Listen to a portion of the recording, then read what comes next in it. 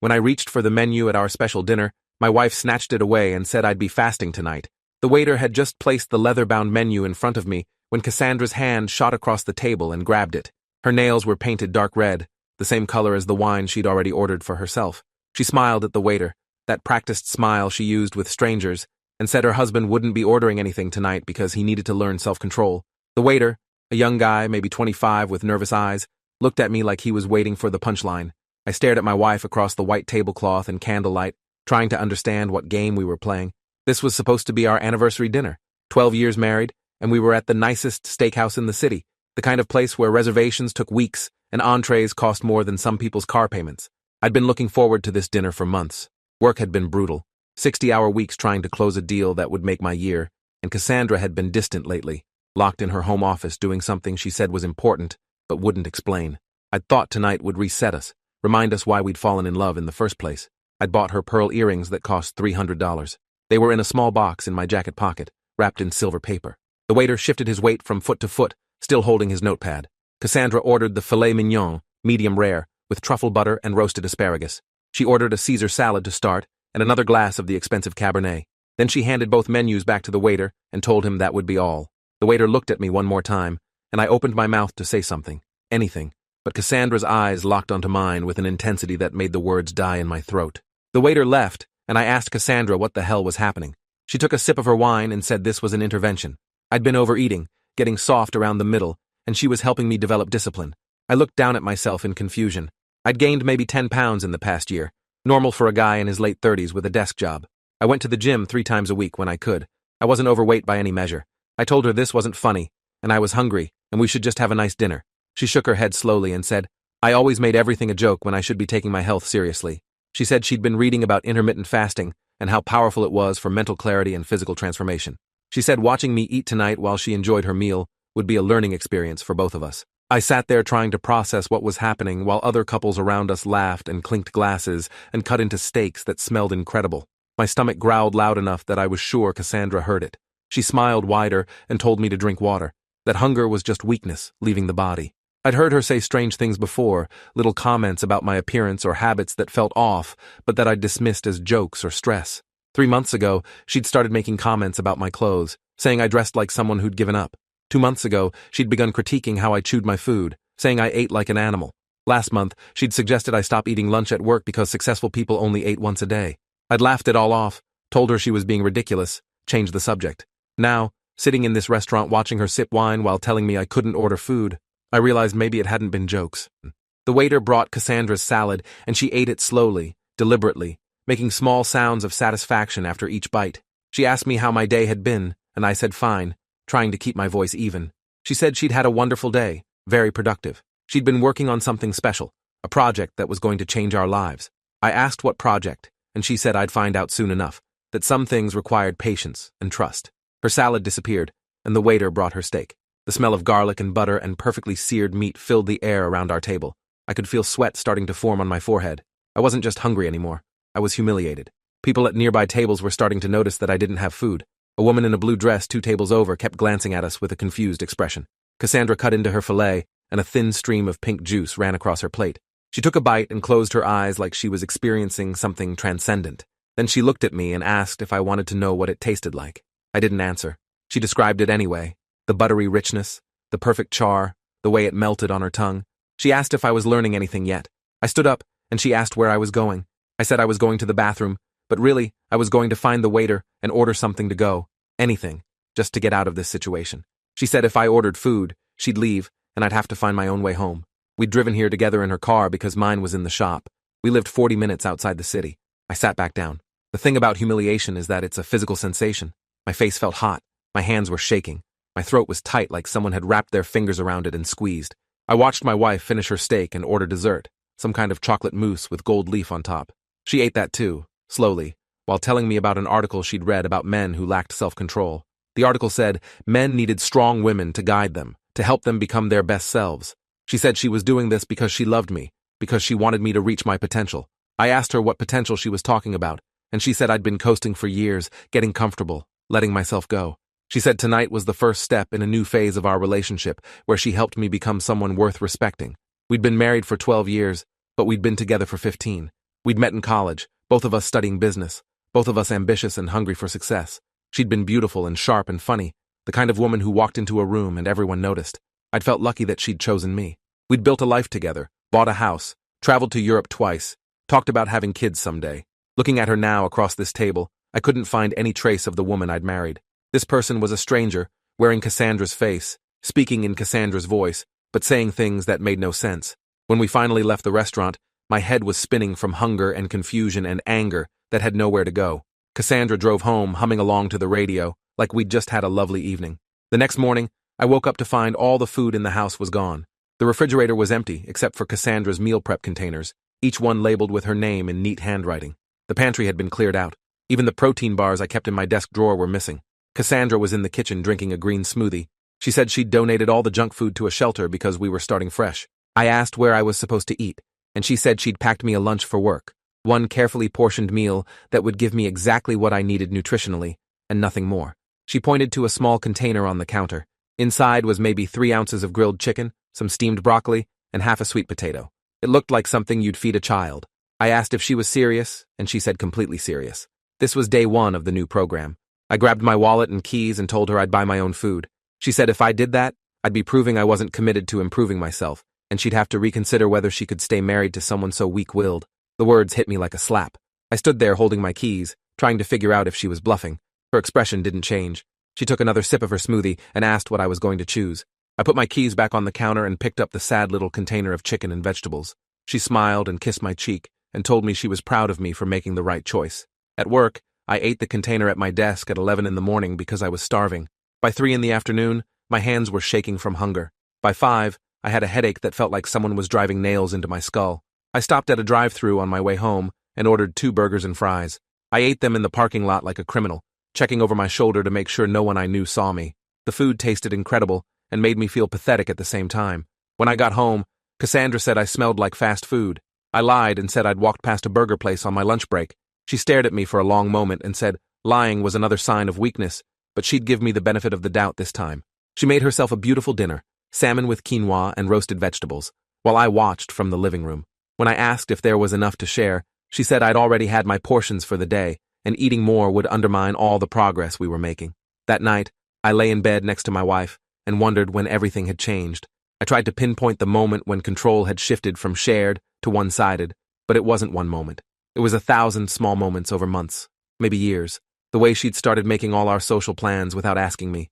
The way she'd begun managing our finances even though I made more money. The way she'd slowly taken over every decision in our lives from what we watched on TV to when we went to bed. I'd let it happen because it seemed easier than arguing, because I was tired from work, because I thought it didn't matter who decided what restaurant we went to or what color we painted the bathroom.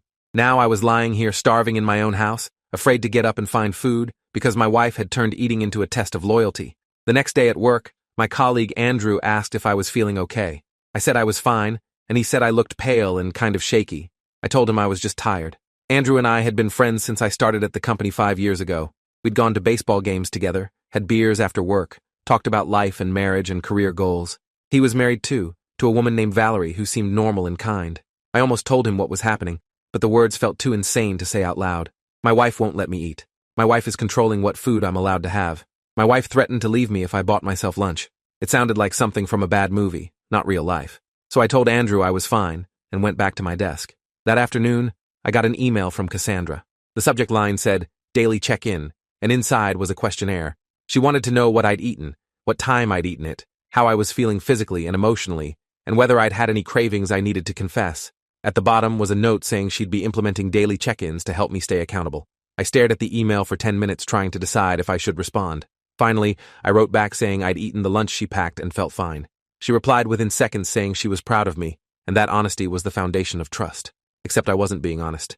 I'd bought a granola bar from the vending machine and eaten it in the bathroom stall like a drug addict hiding a fix. When I got home that evening, Cassandra had a surprise waiting. She'd set up a scale in the bathroom and said we'd be doing weekly weigh-ins to track my progress. I asked what progress she expected to see, and she said at least 2 pounds a week until I was back to my college weight.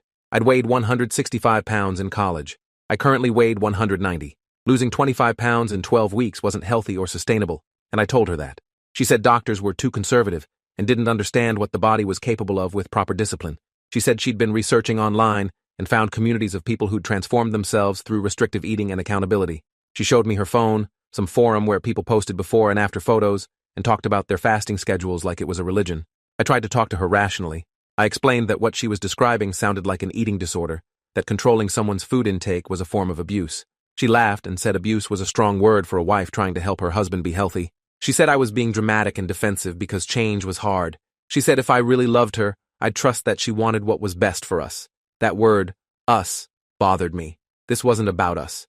This was about her controlling me. But when I tried to explain that, she started crying. She said I was being mean and unappreciative, that she was working so hard to improve our lives, and I was throwing it back in her face.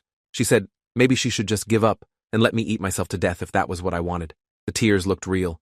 The hurt in her voice sounded genuine. I felt like I was the crazy one, like maybe I was overreacting and she really was just trying to help in some misguided way. I apologized. I held her while she cried and told her I appreciated her concern and I'd try harder to stick to the program. She stopped crying almost immediately and smiled and said she knew I'd come around. That night, she made herself pasta carbonara while I had another tiny portion of chicken and vegetables. I went to bed at 8:30 because I was too hungry and tired to stay awake. Around midnight, I woke up and snuck downstairs to the kitchen. I was so hungry, I felt dizzy. I opened the refrigerator and found it had a new lock on it, the kind you'd put on a liquor cabinet to keep kids out. The pantry had a lock too. I stood there in the dark kitchen in my underwear, staring at locks on my own food storage, and something inside me broke. I went back upstairs and shook Cassandra awake. I asked her about the locks and she said she'd installed them to help me avoid temptation. I said she'd put locks on food in our house and she needed to take them off immediately. She said no, just like that, calm and firm. No. I raised my voice and said this was insane, and I wasn't going to live like this. She sat up in bed and her face changed. The softness disappeared, and what replaced it was cold and hard. She said if I didn't like how she ran the household, I could leave. She said she'd been supporting my career for years, managing our home, sacrificing her own ambitions, and the least I could do was trust her judgment on health and wellness. She said I was being ungrateful and selfish, and if I kept pushing, she'd make sure everyone knew what kind of husband I really was. The threat hung in the air between us. I asked what she meant by that, and she pulled out her phone. She showed me her social media, posts I hadn't seen because I barely used those platforms anymore. She'd been documenting our life together, or rather, her version of our life. Posts about how hard it was to be married to someone who didn't take care of themselves. Posts about trying to help a spouse who resisted every suggestion. Posts that painted her as a saint and me as a project. Our friends and her family had commented with sympathy and support for her. No one had questioned her narrative because why would they? She seemed credible and concerned. I seemed absent because I wasn't posting anything to counter her story. She said if I made things difficult, she could easily make me look like the bad guy. Everyone already thought she was amazing and I was lucky to have her. Who would they believe? I realized I was trapped. If I left, I'd look like the asshole who abandoned his caring wife. If I stayed, I'd be living under increasingly controlling conditions that were already affecting my health and sanity. I couldn't win. She knew it too. I could see it in the satisfied smile playing at the corners of her mouth. I got back in bed without saying anything else. She rolled over and went back to sleep like we'd just discussed what to have for breakfast. I lay there until dawn, thinking about how I'd gotten here. Every compromise I'd made, every boundary I'd let slide, every time I'd told myself it wasn't worth the fight. They'd added up to this moment where I was locked out of my own kitchen, starving in my own house, afraid of my own wife. The next morning, I called in sick to work. After Cassandra left for her office, I searched the house for the keys to the locks. I found them in her nightstand, along with a journal I'd never seen before. I opened it and started reading. The entries went back 6 months. She'd been planning this, whatever this was, for half a year. She'd written about how she needed to take control of our relationship, how I'd become too independent and needed to be reminded who was really in charge. She'd written about strategies for limiting my autonomy, starting with food because it was primal and effective. She'd written about how she'd test my compliance with small things before moving to bigger restrictions. The journal read like a manual for psychological manipulation. I took photos of every page with my phone, though I wasn't sure why. Evidence, maybe. Proof that I wasn't imagining this. I used the keys to open the refrigerator and ate until I felt sick. Then I called my brother Gavin. He lived 3 hours away with his wife and 2 kids. We talked maybe once a month, usually about sports or work. I told him everything and he was quiet for a long time. Then he said I needed to get out of that house today. He said what I was describing was domestic abuse, and it would only get worse. I said it wasn't that serious, just a weird phase Cassandra was going through. Gavin said putting locks on food and threatening to destroy my reputation if I didn't comply wasn't a phase. It was a pattern of abuse. He said he was getting in his car right now and driving to me. I told him not to, that I'd figure it out. He said he'd give me 24 hours to make a plan, and if I didn't, he was coming anyway. I spent the day documenting everything. I took photos of the locks, the empty refrigerator, Cassandra's meal prep containers with her name on them. I screenshot the social media posts and the daily check-in emails. I went through our bank accounts and found she'd been moving money into a separate account I didn't have access to, about $3,000 over the past 2 months. I found emails between her and someone named Lindsay, a life coach who specialized in relationship optimization. The emails talked about establishing dominance and maintaining frame and breaking down resistance. It read like a cult recruitment manual. I forwarded everything to my personal email account that Cassandra didn't know about. Then I called a lawyer. The lawyer's name was Patricia Reeves, a family law attorney with 23 years of experience. Her secretary fit me in for an emergency consultation that afternoon. Patricia's office was in a renovated house downtown, warm and professional with law books lining the walls. She listened to my story without interrupting, taking notes on a yellow legal pad. When I finished, she sat back and asked if I had documentation. I showed her everything on my phone. She reviewed it carefully, zooming in on the journal entries, reading the emails with the life coach. After 15 minutes, she looked up and said, I was in an abusive marriage and needed to leave immediately. She said what Cassandra was doing was illegal in some respects, potentially criminal depending on how far she'd taken the financial control. Patricia explained that in our state, both spouses had equal rights to marital assets and property. Cassandra couldn't legally prevent me from accessing food I'd paid for or money I'd earned. The locks were a civil matter, but combined with everything else, they established a pattern of coercive control. Patricia said she'd seen cases like this before, usually with the genders reversed, and they almost always escalated. She said I needed to open my own bank account immediately, redirect my paycheck, secure my important documents, and prepare to leave. She said we could file for legal separation while pursuing divorce, and given the evidence, I'd likely get a favorable settlement. I asked how much this would cost, and she said her retainer was $5,000, but she'd work with me on payment. I thanked her and left feeling both validated and terrified. That evening, I opened a new checking account at a different bank using my work laptop during my lunch break the next day. I changed my direct deposit information with HR, telling them I'd switched banks for better interest rates. I gathered my birth certificate, passport, social security card, and other important documents and put them in a folder I hid in my car. I packed a bag with clothes and toiletries and hid it in my trunk.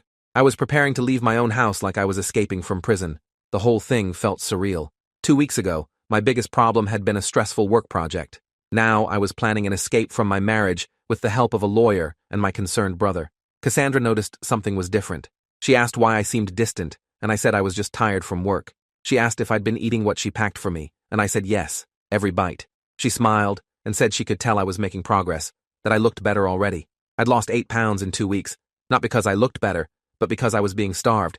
My clothes were loose. My face looked gaunt. My coworkers had started asking if I was sick. I'd been telling them I was trying a new diet, which was technically true. The diet was called, My Wife Controls Everything I Eat, and I'm Afraid to Resist. That Friday, Cassandra announced she'd invited some friends over for dinner. She said it would be a good opportunity for them to see the progress we were making together. The friends were 2 couples we'd known for years, people I'd considered close. Cassandra made an elaborate meal, 3 courses with wine pairings. She told me beforehand that I'd be serving the food and joining for conversation but not eating. She said it would demonstrate my commitment to the program. I asked what I was supposed to tell people when they asked why I wasn't eating, and she said to tell them I was doing a cleanse. If I refused or made a scene, she said, she'd tell everyone I'd been secretly binge eating and lying about it, and she'd show them fake evidence she'd manufactured. The dinner was one of the most humiliating experiences of my life. I sat at my own table watching everyone else eat food I'd helped pay for, while my stomach growled loud enough that people noticed. When asked about the cleanse, I repeated Cassandra's script like a trained parrot. One of the wives, a woman named Bethany who'd always been kind, pulled me aside later and asked if I was okay. I wanted to scream that no, I wasn't okay, my wife was abusing me, and I was planning to leave. Instead, I said I was fine, just focusing on health. She looked unconvinced but didn't push. After everyone left, Cassandra congratulated me on performing well. She said she could see I was finally understanding how our new dynamic worked. That night, I moved out. I waited until Cassandra was asleep, then grabbed my hidden bag from the car and left. I drove to a hotel 15 minutes away and checked in using my new bank account. The room was generic and bland and it felt like freedom. I called Gavin and told him I'd left. He said he was proud of me and asked what my next steps were. I said Patricia was filing separation papers on Monday, and I'd serve Cassandra at work to avoid a confrontation at the house. Gavin said I could come stay with him if I needed to, that his guest room was always open. I thanked him and told him I'd figure out something more permanent soon. We talked for an hour about everything and nothing, just the sound of his voice reminding me that normal relationships existed. Monday morning, Patricia filed the separation papers. A process server delivered them to Cassandra's office at noon. I know because Cassandra called me 17 times in the span of 20 minutes. I didn't answer. She left voicemails that started angry, turned desperate, and ended threatening. She said I'd ruined everything. She said I'd regret embarrassing her like this. She said she had friends in powerful places who'd make sure I never worked again. She said she'd make me pay for betraying her trust. I saved all the voicemails and sent them to Patricia, who said they were perfect evidence of harassment and intimidation. Patricia filed for a temporary restraining order that afternoon. It was granted within hours, based on the voicemails and the documented pattern of control and abuse.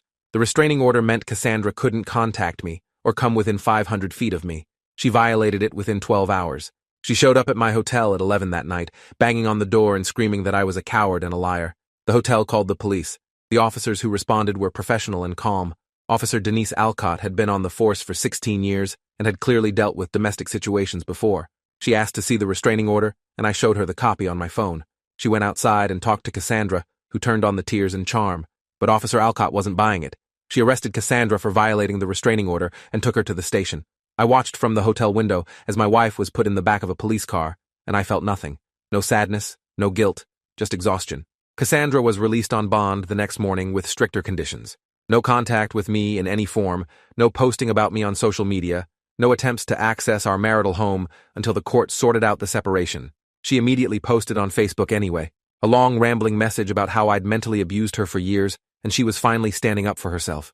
She said I'd manipulated the legal system and everyone needed to know the truth about who I really was. Patricia screenshot everything and filed a motion to hold Cassandra in contempt.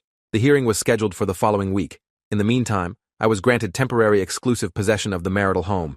I moved back in with a police escort and changed all the locks. The house felt different without Cassandra in it. Bigger, quieter, sadder. I removed the locks from the refrigerator and pantry. I threw away all her meal prep containers and her labeled food. I went grocery shopping and bought whatever I wanted, filled the refrigerator and pantry with actual food. That first night back, I made myself a huge dinner, pasta and garlic bread and salad, and I ate until I was full. It should have felt victorious, but instead, it just felt lonely. I sat at the kitchen table by myself, eating in silence, and realized how isolated I'd become. Most of our friends had been Cassandra's friends first. My social circle had shrunk to work colleagues and my brother. I'd let her cut me off from people without even noticing it was happening. The contempt hearing revealed more than I'd expected. Patricia had subpoenaed Cassandra's communications with the life coach Lindsay. The emails showed a deliberate strategy to isolate and control me. Lindsay had advised Cassandra to limit my food as a way to establish dominance. She'd suggested the locks. She'd recommended the public humiliation tactics. She'd coached Cassandra on how to threaten me with social consequences if I resisted. The judge, a stern woman named Harriet Morrison, who'd been on the bench for 30 years, read through the evidence with increasing disbelief. She asked Cassandra's lawyer if there was any explanation for this behavior. The lawyer, clearly uncomfortable, said his client had been trying to help her husband be healthy. Judge Morrison wasn't having it. She said what the evidence showed was systematic abuse and manipulation, not health consciousness. She found Cassandra in contempt for violating the restraining order and the social media restrictions. She extended the restraining order to 1 year and ordered Cassandra to stay at least 1,000 feet away from me at all times. She also ordered Cassandra to begin therapy with a court-approved counselor and to have no contact with the life coach Lindsay. Cassandra tried to argue, and the judge cut her off, saying she'd seen enough manipulation, and if Cassandra said one more word, she'd be held in contempt again. Cassandra's face went red, and she walked out of the courtroom like a storm cloud. I sat there feeling vindicated but also empty. This was my wife, the person I'd promised to spend my life with. How had we ended up here? The divorce proceedings took 4 months. Cassandra fought everything, trying to claim she deserved more of our assets because she'd sacrificed her career for our marriage. Patricia demolished that argument with tax returns, showing Cassandra had made nearly as much as I had for most of our marriage. Cassandra tried to paint me as financially abusive for opening my own bank account. Patricia showed the evidence of Cassandra moving money into secret accounts first. Every tactic Cassandra tried backfired because there was documentation proving the opposite. The journal entries, the emails with Lindsay, the voicemails, the social media posts, all of it painted a clear picture of who was really being abused. The final settlement gave me the house, my retirement accounts, and most of our savings. Cassandra got her car, her personal belongings, and enough money to start over. The judge said the settlement reflected the abuse I'd endured and the financial recovery I'd need. Cassandra tried one last manipulation at the final hearing. She broke down crying, saying she'd made mistakes, but she still loved me and wanted another chance. She said she'd get help, change, become the wife I deserved. For a second, a tiny second, I felt something. Not love, not even sympathy really, just the memory of what I'd thought we had. Then I remembered sitting in that restaurant watching her eat while I starved. I remembered the locks on the refrigerator. I remembered the threats and the control and the systematic destruction of my autonomy. I looked at her crying in that courtroom, and I felt nothing. The judge granted the divorce. 12 years of marriage ended with a signature on a form. I walked out of that courthouse a free man and drove straight to my brother's house. Gavin and his wife Melanie threw me a small celebration dinner that night. Just family, nothing fancy, but they made my favorite foods and didn't comment on how much I ate. Gavin's kids, 9 and 11, asked why Aunt Cassandra wasn't there, and Melanie said sometimes grown-ups stop being married, and that was okay. The simplicity of that explanation made me want to cry. It had all been so complicated for so long. The manipulation, the justifications, the fear, the documentation, the legal battles. But underneath it all, the truth was simple. Cassandra had hurt me. She'd controlled me. She'd made me afraid in my own home. And now I was free from her. That was it. That was the whole story. Rebuilding my life took longer than I expected. I started seeing a therapist named Keith Shepard, who specialized in trauma and abuse recovery. He helped me understand that what I'd experienced was real and valid, even though society often dismissed male victims. He helped me work through the shame and guilt and confusion. I'd spent months thinking I was weak or crazy or overreacting.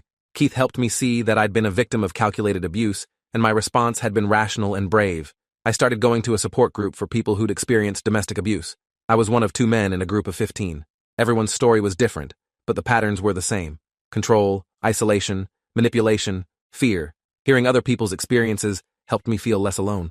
6 months after the divorce was finalized, I ran into Bethany, the friend who'd asked if I was okay at that horrible dinner party. She apologized for not realizing what was happening. She said after the separation, she'd talked to other people and realized Cassandra had been isolating me from everyone. Bethany said she'd felt something was off that night but hadn't known how to help. I told her it wasn't her fault, that Cassandra had been good at hiding the abuse, and I'd been good at pretending everything was fine. Bethany asked if I'd like to get coffee sometime, just as friends, and I said yes.